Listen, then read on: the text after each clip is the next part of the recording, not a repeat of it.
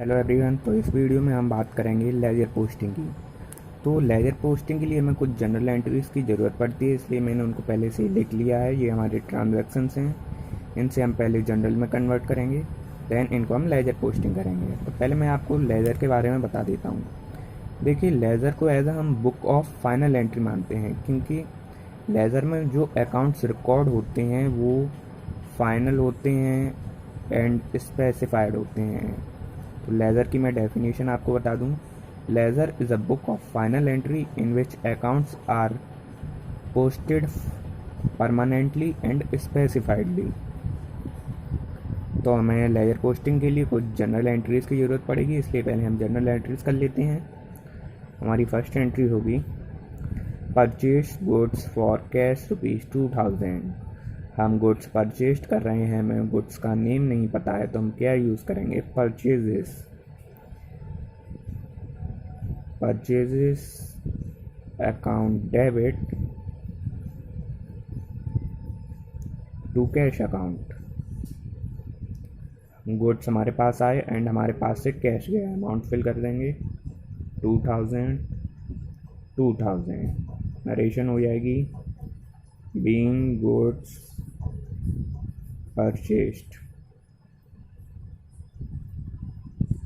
ऐसे हमारी second entry होगी sold goods to Mohan of 8000।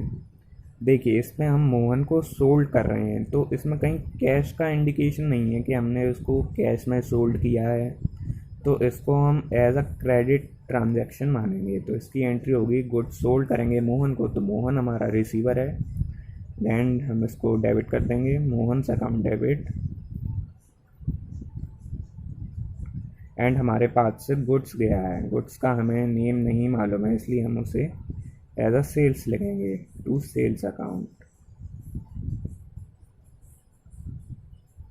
Amount fill कर देंगे 8000। ये क्रेडिट ट्रांजैक्शन हो गया। नरेशन लिखेंगे being goods sold to Mohan on credit. हमारी थर्ड एंट्री होगी 7200 rupees received from Mohan in full settlement of his account. उसका फुल अकाउंट कितने का था? 8000 रुपीज़ का, एंड उसने हमें कितने रुपए दिए? 7200 रुपीज़। तो हम लिखेंगे हमारे पास कैश आएगा, cash account debit 7200 rupees, and हमें मोहन ने दिए हैं, यानी मोहन गिवर हो गया टू मोहन्स अकाउंट 8000। अब ये बैलेंस तो मैच नहीं कर रहा है, तो जैसा कि हम जानते हैं कि debit and credit balance equal होना चाहिए, तो ये जो डिफरेंस है ये डिस्काउंट अलाउ हो गया, मोहन को डिस्काउंट अलाउ कर दिया हमने।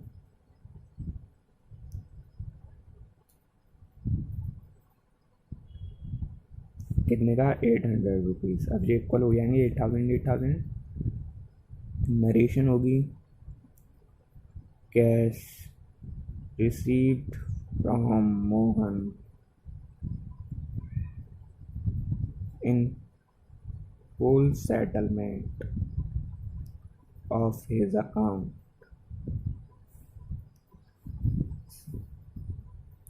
फोर्थ एंट्री होगी salary paid to Sohan for age services.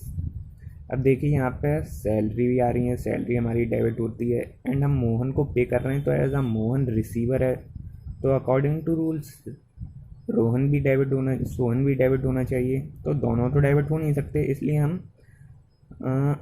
Rules को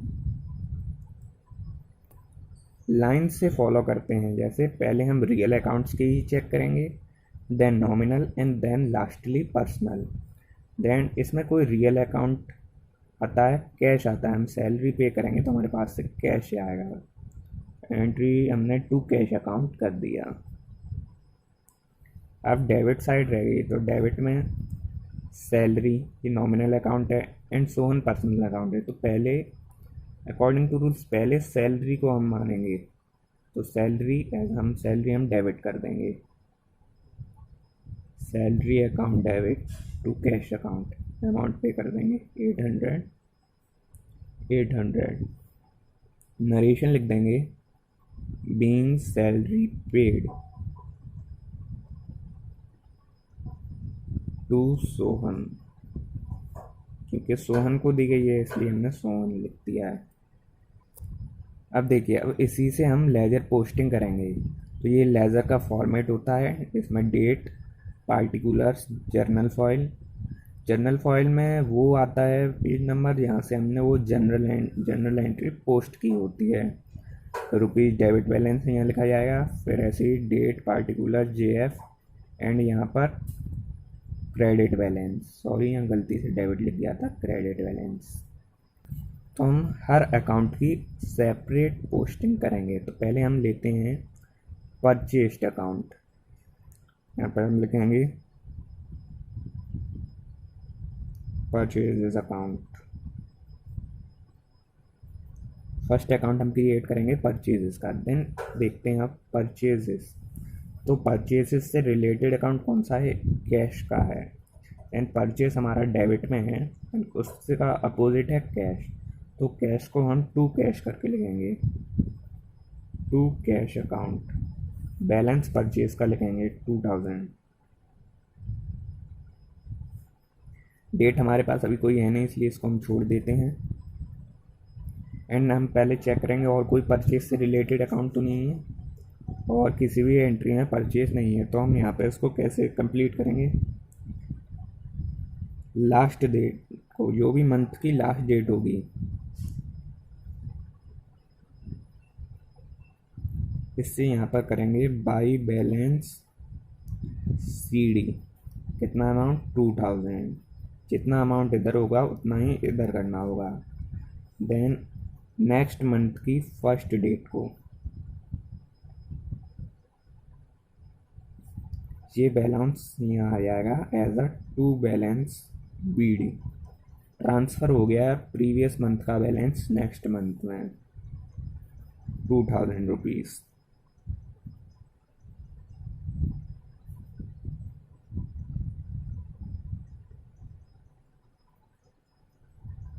ऐसे ही हम और अकाउंट बनाएंगे। नेक्स्ट अकाउंट होगा हमारा कैश अकाउंट। अब देखिए जनरल में किस किस एंट्री में कैश अकाउंट ओपन किया है उन सभी को हम वहाँ पर पोस्ट करेंगे। तो पहली एंट्री में कैश अकाउंट क्रेडिट में है, क्रेडिट का अपोजिट क्या है, परचेजेस अकाउंट। तो हम परचेजेस को पोस्ट करेंगे। पहले हमारा कैश अकाउंट क्रेडिट में था तो उसका रिलेटेड अकाउंट भी क्रेडिट में जाएगा बाई परचेजेस। मैंने शॉर्ट में लिख दिया है, स्पेस नहीं है इसलिए। Amount 2000 rupees. सेकेंड एंट्री में कोई कैश का अकाउंट नहीं है, थर्ड एंट्री में कैश का अकाउंट है एंड कैश डेबिट में है तो उसका अपोजिट क्रेडिट में मोहन है तो हम मोहन को पोस्ट करेंगे। कैश हमारा डेबिट में था तो उसका रिलेटेड अकाउंट भी डेबिट में लिखेंगे हम, टू मोहन अकाउंट।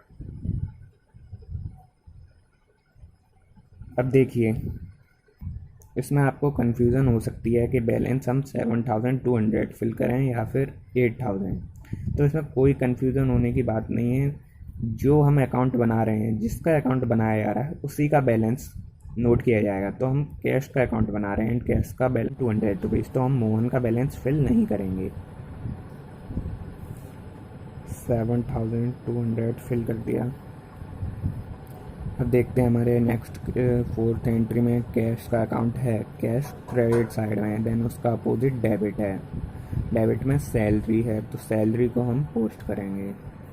कैश हमारा क्रेडिट में था इसलिए हम उसको रिलेटेड अकाउंट को भी क्रेडिट साइड में पोस्ट करेंगे S by salary account. Balance हमारा 800 रुपीज़। लास्ट में हम चेक कर लेते हैं और कोई हमारा कैश का अकाउंट रिमेनिंग तो नहीं है तो हम अब इस अकाउंट को हम नेक्स्ट मंथ फॉरवर्ड कर देंगे। तो बैलेंस देखते हैं, बैलेंस डेबिट साइड का ज़्यादा है एंड क्रेडिट साइड का कम है तो इसको हम बैलेंस करेंगे। यहाँ पर लास्ट डेट आएगी मंथ की, बाई बैलेंस CD कितने से कम है, इधर 7,200 है एंड इधर 2,800। बैलेंस आता है 4,400 रुपीज़। चेक कर लेंगे ये इक्वल है कि नहीं। 1,200, 7,000। CD बैलेंस हम नेक्स्ट मंथ देंगे। टू बैलेंस BD इतना बैलेंस है 4,400। परचेज अकाउंट हम बना चुके हैं, कैश अकाउंट हम बना चुके हैं। अब बारी आती है मोहन अकाउंट की। तो देखिए सेकंड एंट्री में मोहन अकाउंट डेबिट में है, इसका अपोजिट सेल्स अकाउंट क्रेडिट में है। तो सेल्स को हम पोस्ट करेंगे। मोहन हमारा डेबिट में था तो हम टू सेल्स करके पोस्ट करेंगे। Amount 8,000 rupees. अब नेक्स्ट एंट्री में मोहन थर्ड एंट्री में आते हैं क्रेडिट साइड में। क्रेडिट साइड में बैलेंस उनका 8,000 एंड देन क्रेडिट का अपोजिट डेबिट। डेबिट में ये दोनों चीज़ें हैं, cash account and discount allowed. तो इन दोनों को ही हम पोस्ट करेंगे। मोहन हमारा क्रेडिट में था इसलिए हम उनको क्रेडिट साइड में बाई से करेंगे। By cash account 7,200। Same date को by discount allowed 800। Next Mohan और किसी अकाउंट में नहीं है तो हम अकाउंट को क्लोज कर टोटल करते हैं 8,000 रुपीज़। 8,000 रुपीज़। तो इसमें दोनों का बैलेंस इक्वल है, तो इसमें कोई बैलेंस फॉरवर्ड नहीं किया जाएगा नेक्स्ट मंथ। नेक्स्ट अकाउंट हम बनाएंगे, कैश हो गया है discount allowed account. Discount allowed के लिए लेजर हमने बना लिया है। एंट्रीज देखते हैं। देखिए डिस्काउंट अलाउड हमारा डेबिट में है एंड इसका अपोजिट है मोहन। तो डेबिट डिस्काउंट अकाउंट का हमारा बैलेंस है 800 रुपीज़। तो इसको हम पोस्ट करेंगे। डिस्काउंट हमारा डेबिट में था, हम पोस्ट करते हैं टू मोहन से account.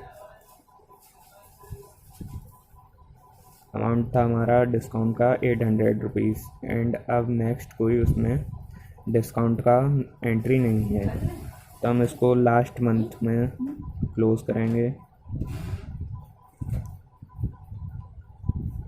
By balance CD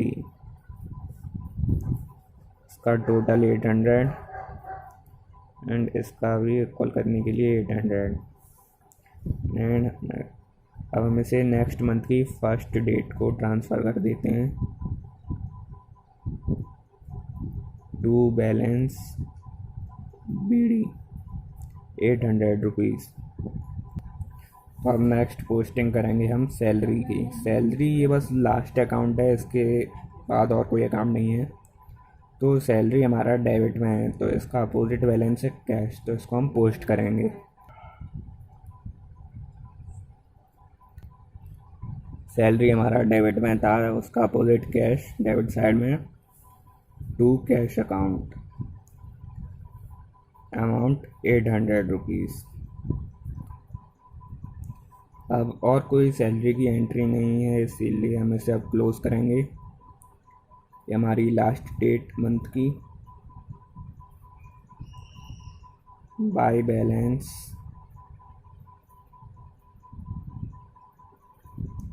CD balance fill करेंगे 800।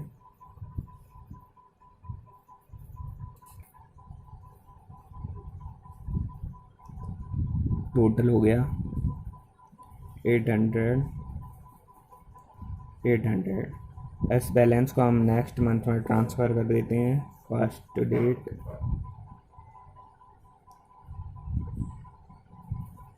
To balance BD amount 800 rupees. तो ऐसे ही बाकी एंट्रीज़ के भी ऐसे ही पोस्टिंग की जाती है सेम वे में। ओके क्लियर है तो आप देख लीजिए।